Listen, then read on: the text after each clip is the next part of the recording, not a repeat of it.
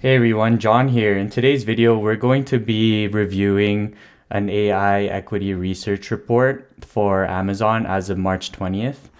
Um, I'm currently generating one for Netflix as we speak. In the background, I've been working on some prompt engineering. I haven't been releasing it to the YouTube though, because people seem to not think it's that lit, but um, even the RAG series, the retrieval augmented generation series, I don't know if that has to die, but it might have to die. But yeah, so this in my previous videos, I've been showing Gemini 2.0 Flash Experimental. This new model, or this model that I'm using for this specific report, is Gemini 2.0 Pro. This model is apparently the latest out of Google's suite of AI large language models. This one seems to be last updated as of February 2025 with a knowledge cutoff of August 2024. So in order to use this well, like look at the token limit, 2 million tokens, which is insane, right? Um, to use this, yeah, it's just honestly it's crazy. Um, that's all I could say about it. And I've gotten to the point where I've sort of figured out the format that I want the large language model to come up with. But yeah, let's take a look. Let's see if Netflix actually came out. So to generate one of these reports, it actually takes about 3 minutes for it to like come up with every single section. Let me see if I could show you Netflix. Maybe in today's video we'll actually do Netflix. I don't know if wait, what?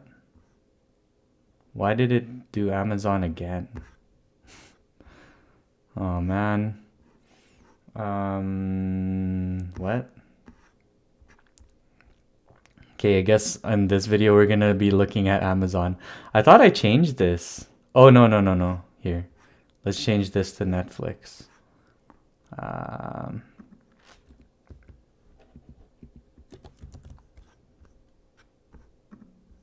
this should spit out a Netflix report. Um, did it? Come on.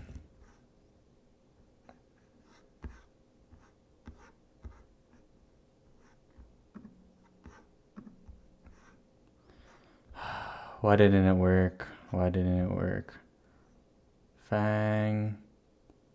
Generate report.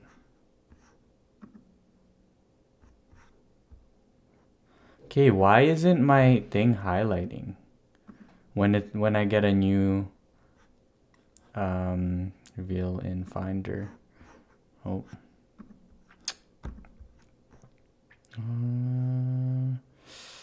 Re Okay, here we go. All right. So it's March 20 today, but it's showing up as March 21. I'm just in MST, so it's using a different time zone. That's all. But yeah, so the model that I'm using is Gemini 2.0 Pro Experimental. And then it has like the way that I generate this specific report is I separate the report into a couple of different sections and then feed that into those different sections into the large language model separately and then combine the outputs into one report. What I have yet to do is combine all the individual sections that are generated into one model to produce a summary, which hopefully would come out with like a better report than this, but then that would take a significant amount of tokens. And the output, firstly, it takes a significant amount of tokens to input, and it only outputs about 8,000 tokens, so the report can't be this long. But yeah, let's take a look. What's going on with Netflix and just the different sections. But yeah, so the first section is the basic information section. So here's a summary of the basic information of Netflix. So it's a publicly traded company. Eventually, I want to expand this investment research to non-public companies, but for now, I'm going to be focused on public companies just because there's more data available. It's traded as NFLX, Industry Entertainment, founded in 97. Stock information. So the current stock price is currently trading at 950 with a market cap of about $400 billion. The 1 year target is $1,000 from analysts, ranging up to $1,130. So some forecasts go as high as $14.94 and as low as $7.20 and $8.33. Some people are pessimistic about Netflix here. But yeah, as you can see, from the initial stock information, this is like, in my opinion, pretty valuable, right? You could see what the current stock is and what analysts are saying about it. You have to take that with a grain of salt, right? Because you just have to take it with a grain of salt. The guys releasing this equity research aren't doing that for investment purposes. They're doing it to like inflate trading volume and stuff like that, or just like market the security. So be wary of that. Liquidity and float. So 424.7 million shares.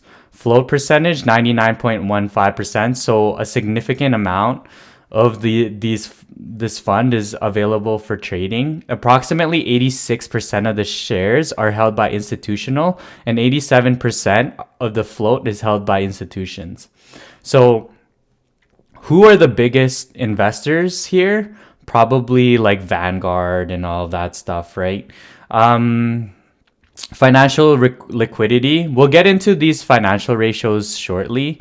I don't know why that's in the basic section. I gotta just prompt engineer that out because like that's not basic information.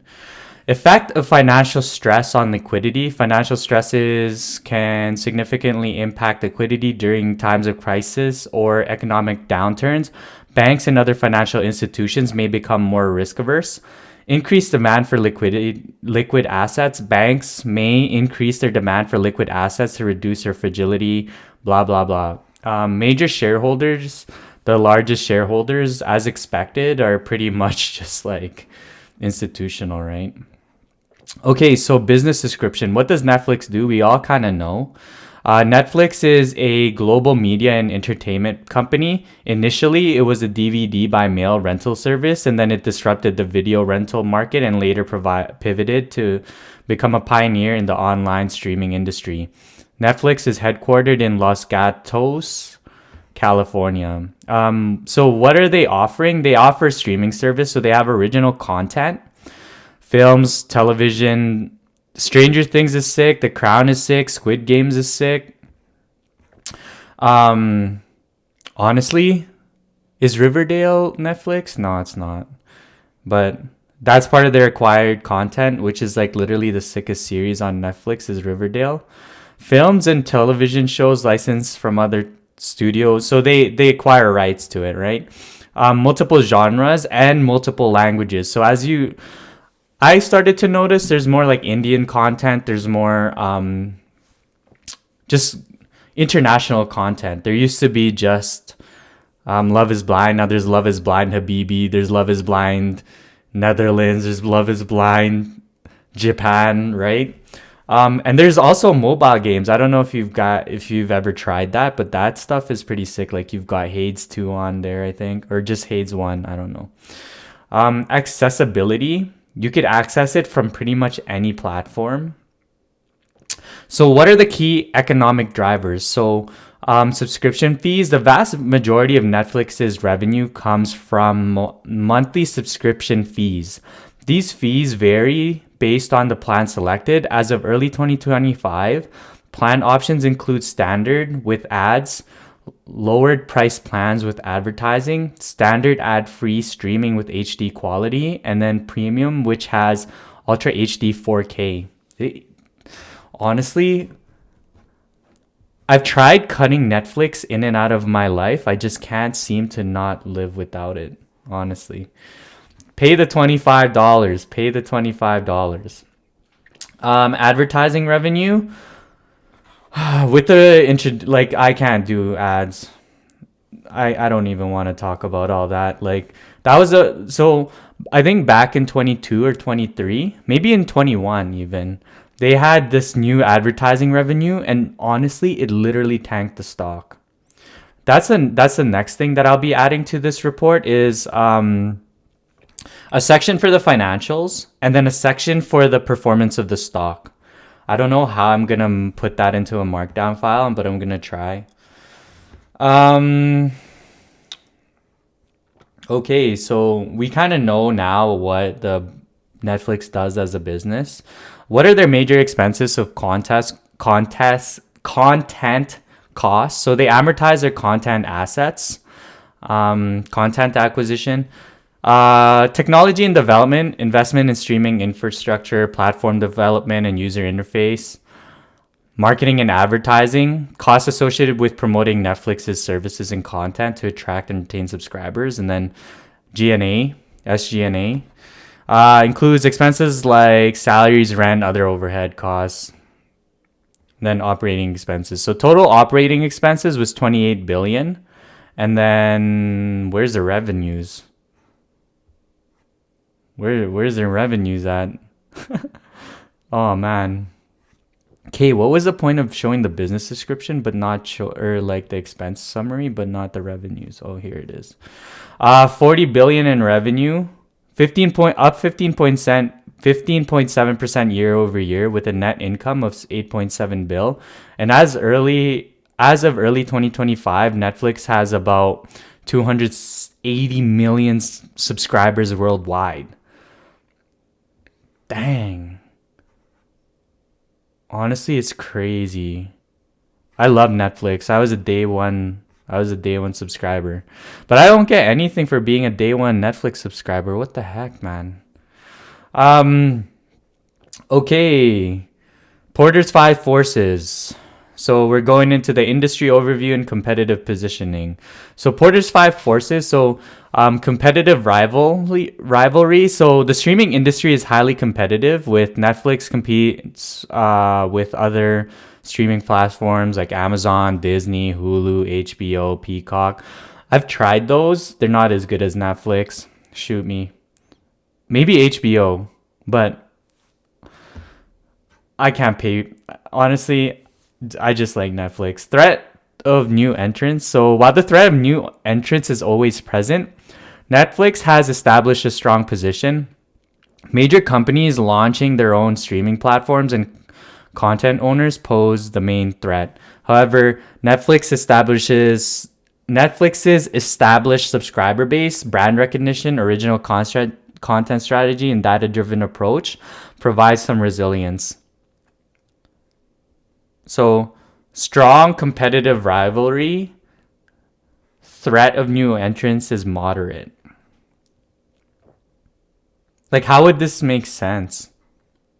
I mean, is it not easy to launch one of these streaming platforms? I don't know. I would say this is also high. Bargaining powers of suppliers. So content creators and studios have significant power. Some suppliers, like major studios, are launching their own streaming services. That's what I'm talking about, right? Should this not be high as well? Meaning that Netflix can't provide the supplier's content. Every supplier has a unique product, and Netflix needs to make deals with lots of suppliers to cater to user preferences. Netflix is mitigating this by producing its own original content. Bargaining power of customers. Honestly, customers have low because they can't get anything good as Netflix.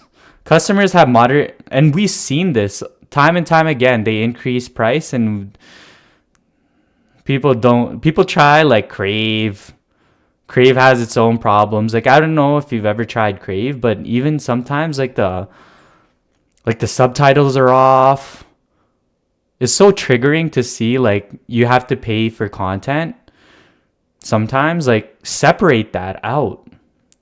Anyways, however, customers' loyalty is weak as people can switch to different subscribers to view different content. Factors influencing customer power include the small size of individual subscribers, moderate switching costs, and moderate price sensitivity. Yeah. Threat of substitute products. So substitute include other forms of entertainment, traditional TV, gaming, social media, and cinemas. All pretty much dead except gaming and cinema. Except gaming and social media.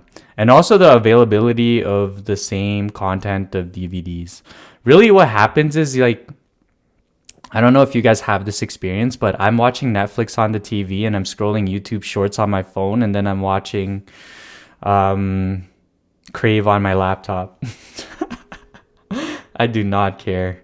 But yeah, that's kind of like where that's at. I think that's pretty low too. Just with my behavior and then extrapolating that behavior to other people, I feel like Netflix is pretty good because like you could literally have Office on the side and use that as white noise.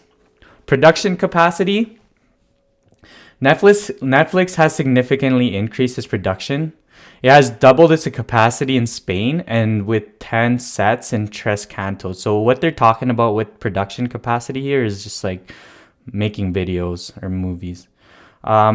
It's got some Albuquerque studio. 2016 they released 126. Like this is stuff I have to fine tune out of there, or like just tune out. Is I don't care about what they did in 2016. I care what they did recently, right? Pricing trends. So Netflix has implemented several price increases in recent years. As of January 25, in the US, standard plan with ads is $7.99 a month. The standard plan without ads is $17.99. I don't know if this is okay. Yeah, this is American dollars. I think. I'm not sure. Probably. Because it says in the US, right? Price hikes are attributed to ongoing investments in content and platform improvements. Netflix offers tiered pricing plans to cater to different budgets. Honestly, pay for the max. Pay for the max. Distribution models. Netflix uses a direct-to-consumer distribution model via its streaming platform. Let me see if I'm still recording here. 17 minutes in. This is a deep report, eh? We're just 2 sections in. Netflix primarily uses a direct-to-consumer distribution model. It has experimented with limited theatrical releases for some films, but this model has faced pushback from some filmmakers. Netflix is also expanding the ways that you can have an extra member. Honestly, this extra member thing crashed the stock at some point. They got to just lay off that. That's my opinion, though. That's just my opinion. Market share stability. It's fluctuated, apparently. Market dominance evolved from 28% in 2019 to a peak in 2020 before settling at 18% in 24. Netflix added 8 million new subscribers in quarter 2 24, reaching a total of 277.6 million. Netflix had decided to stop reporting subscriber numbers in 25. Bro, I care about that. Let's see if we can maybe we could deduce the subscriber count in their what do you call it? They're just like earnings calls. Competitive advantages and differentiation. Original content. Netflix invests heavily in producing original content. Extensive library, global reach, brand recognition, personalized recommendations, tech and innovation, ad-free, blah, blah, blah. So overall, the streaming industry is dynamic and competitive with high rivalry and evolving consumer preferences. Netflix reported a revenue of $10 billion, reflecting a 17% year over year. So some of these numbers, are they consistent? That's the thing that I've noticed is like sometimes when you review up here, right? Like why is it different? This one's 8.7 billion net income. Like where is it getting this number? Is this the trailing 12 months? Who knows, right? Who knows? That's something I got to work on. Okay, news. So what's gone on? So in my prompt engineering series, you would have seen me trying to prompt engineer this out. Like I somehow didn't manage to like prompt engineer this out. Sometimes it's there, sometimes it's not there. Like let's see here. Here's the summary. Wait, here. It's Friday. See, sometimes I get this out of it, and then sometimes I get this out of it. Like, I want it to be professional, right? So I'm gonna have to just like fix that up. Current date. Again, this is like the time is screwed up here. So as of March 21, 2025, the Netflix stock is 950.84. Option chain. I don't know if I want to talk about options on this channel. I'm just gonna raise a bunch of degenerates doing options trading. Honestly, that's not something I want to be going into. But yeah, so that's several new shows. The Residents, and then Severance? Like, why is it talking about Apple TV? Is that relevant? Maybe, because Severance releases on Apple. People move from Apple or from Netflix to Apple for a month. Maybe that's kind of why it's talking about that. Last week, so Netflix posted its Q1 25 results. That's something I'm going to try to dig into. I'll look at the earnings call, use retrieval augmented generation to have a dialogue with the earnings call. Hopefully that's pretty cool for everybody to see. I think I'm gonna scrap that retrieval augmented generation lecture series and just like literally apply a RAG and then just show you guys the results. And then if anybody actually cares about wanting to learn how to do it, you could use Chatgpt. But yeah. Okay. So what happened in the last month? Content additions. Last month they did a price increase. The CFO presented to Morgan Stanley, and then they might do a stock split.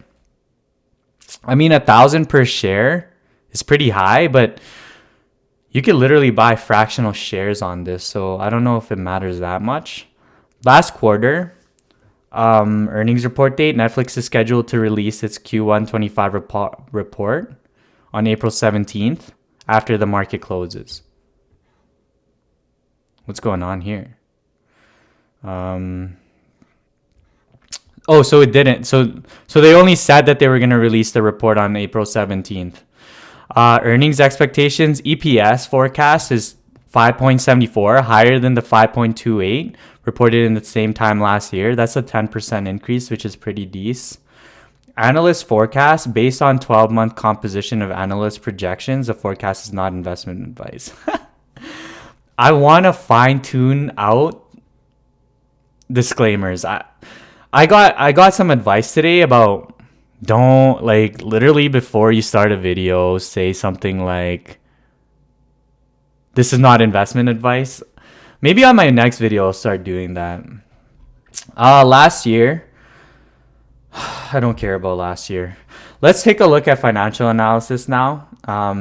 This is becoming a very lengthy video. We're literally only halfway into this video. What's crazy is, where does it generate? Like, where is it getting the revenue growth assumptions? I want it to come from my data source, right? So that's something that I have to kind of implement, is retrieval augmented generation to only pull from my corpus of information. Right now I'm pulling from the internet, which honestly I don't trust as much as myself, honestly, right? But you could see here, 22, they had just a little bit under $32 billion in revenue. 23, they grew that up to just short of 34. And in 24, they got it all the way up to 39 billion. Even with a market share reduction, they're able to increase their revenue. That's amazing, right? Profitability, so their operating profit increased by 50% year over year from 23 to 24. And now I'm missing 25 data. So what's going on here, right? We go into subscriber growth. So these are pretty key factors into the performance of the company. and then it actually goes into like the cash flow.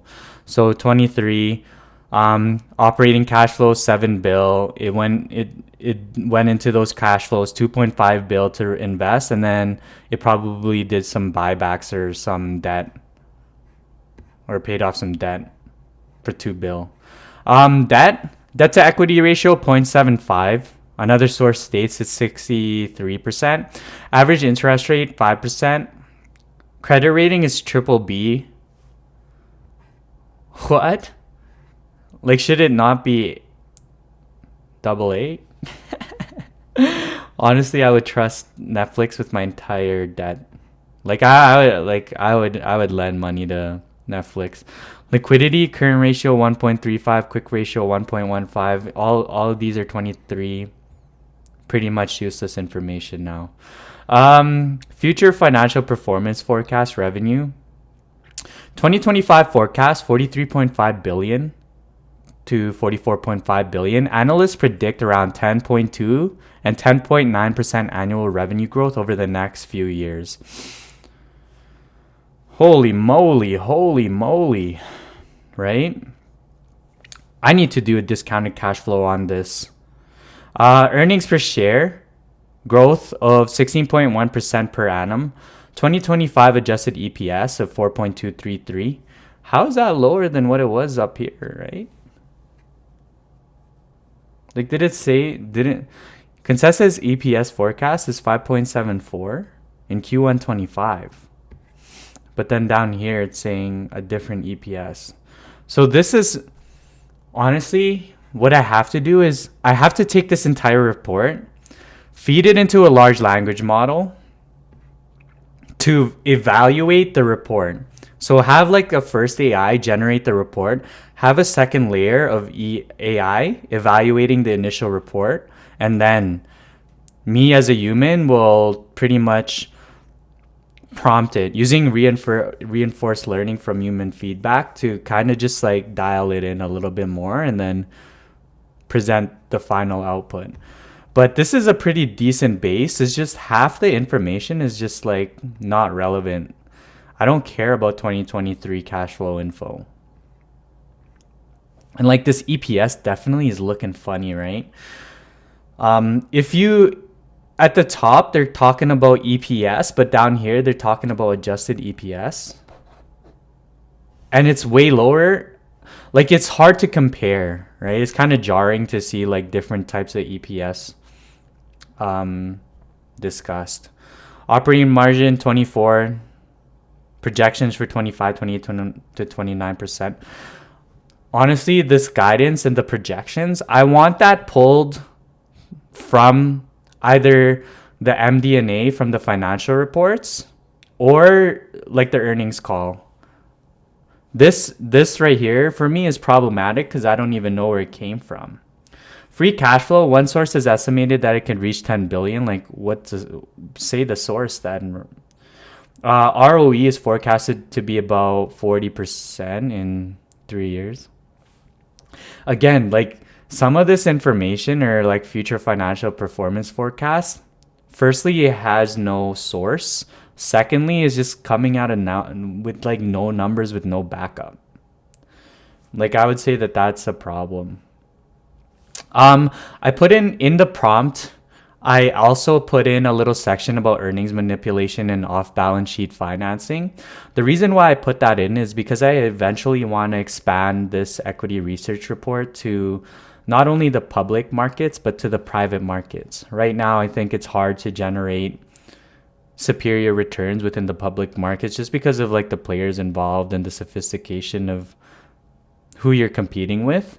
But I think if you take AI into, let's say, the public, like the private market, you take that AI into emerging markets or even frontier markets where information is scarce, you could really do a lot better analysis with competitors that just aren't as sophisticated, and I think you could beat the markets there. But even right now with AI, I feel like it's very difficult to just beat the market.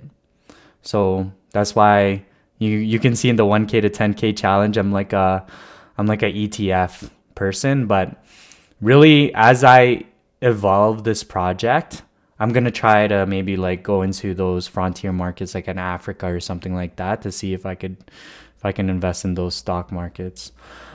Key financial risks, so market saturation, competition, content costs, economic downturn, regulatory changes, subscriber churn.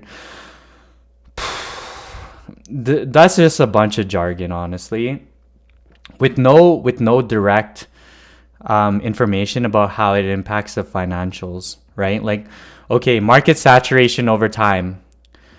Tell me the trend year over year, and then I can make that determination if that's a financial risk. Competitive competition, show me a chart of the current competitive landscape and people's market share in a pie chart. Content costs, show me how that's working out. Because, like, how are the productions in one year the same as the year before? I don't know, right? But yeah, I would say this section of the report has to focus more on recent information. And then on top of that, it needs to focus more on trends. Return on equity is forecast to be around 40% in three. Okay, where am I at here? But yeah, industry specific financial ratios. It literally just defines some financial ratios with no actual calculation of those financial ratios. Like, who cares about all that, right? But yeah, okay. This is like the interesting section now. We've got a valuation of Netflix by Gemini. Isn't this wild? So the way that it's coming out, there's a couple different discounted cash flows. So I don't know how it came up with these, but Guru Focus has a DCF, YouTube has a DCF, ValueInvesting.io has a DCF, Alpha Spread has a DCF, and Guru Focus has a DCF. So somehow, what Gemini did was literally scrape the internet and pull data from these different sources and amalgamate them into this report. And just at first glance, these DCFs are saying Netflix is overvalued by like 100%. Like, this is not, I don't know what's going on with these DCFs. I want to see the numbers, right? Like, Guru Focus is saying they have an intrinsic value of $180 and they're trading at $950. What the hell? The YouTube saying they have an intrinsic value of $800. They're trading at like $950. What the hell, right? Like, what's going on here? So people are doing free cash flow analysis and discounted cash flow analyses, and they're identifying Netflix is like overvalued by 100%, like almost 100%. But then somehow equity research analysts are giving target prices of like 1,100, right? That's interesting. Honestly, the DCF portion, I'm gonna have to take that away and do that myself instead of relying on Gemini. I think for that section, actually, for the DCF, I'll try using Chatgpt with tool bindings and then give it like a DCF calculator. And hopefully that's pretty interesting for some people. Relative valuation, so the price multiple. Forward PE, 47% compared to an average of 51.8% and the U.S. entertainment industry average of 25%. Forward PE, 36x below its 5-year average of 47x. Current PE 49. Seeking Alpha. Like, okay, all of these places now, I just don't, I honestly don't even care about this, what these guys are saying now. Right? Like, the sick thing with this is it's aggregated, but at the not sick thing about it is I can't vet how they came up with the calculation. Simply Wall Street, Seeking Alpha, subscriber growth, revenue growth, advertising tier, content spread. Like, honestly, this entire valuation section should be retrieval augmented generation based, right? The other sections could be prompt engineered. This specific like I would say this even the financial analysis section should be RAG. Um, I would say the business, like this section, basic info section, should be RAG plus prompt engineering with search. Business description should be search based, prompt engineered. And then the industry competitive overview and competitive positioning really should be, again, probably search based with prompt engineering. The news section, again, search based with prompt engineering, but a little bit of RAG. Like, I don't know if I want, so you could either use search or you could use RAG, right? The way you would use search is you would directly give the AI the tool to have exposure to the internet. Whereas with retrieval augmented generation, I would be the one to like write a script to scrape data, embed that data, and then have a retriever for that LLM to only get from my vector store. In this specific case, in the news section, I would feel like I need that element. For the financial analysis section, I would need that element. And then for the valuation section, I would need definitely a little bit of RAG, a little bit of tool bindings, a little bit of prompt engineering to just like get this to where I want. But yeah, like right now, it's honestly not where I want it to be. Investment summary. This section is disconnected from the other sections, but overall, like, goes over the success of Netflix. It goes over the earnings forecast of Netflix. Based on the investment okay, this is not financial advice, okay? We're about to talk about investment recommendations. I am not recommending this stock. I'm literally just reading a financial equity research report. Okay, so don't go and buy this and then spaz at me when you buy it and it tanks to 400 like YouTube says, like Alpha or whatever those guys say when they did their DCFs and said it was half the price of what it should be, right? But yeah, so what is it saying? It goes into the risk and stuff like that. What's the investment recommendation though? Does it give one? No, it doesn't give one. But yeah, I don't know if people want to go into the ESG. Honestly, I trust Netflix with the ESG stuff. That's just how I feel. I don't trust Lululemon with the ESG stuff, especially with the CEO or like the founder's racist comments. But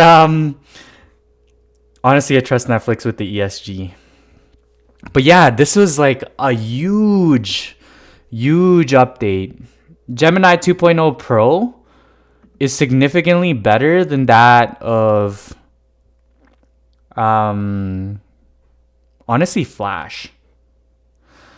If you want a specific stock analyzed by this AI, just say it. Tell me the ticker, tell me the company name in the what do you call it, in the comments, and I'll go ahead and analyze it for you. But yeah, please like and subscribe. Until next time, bye.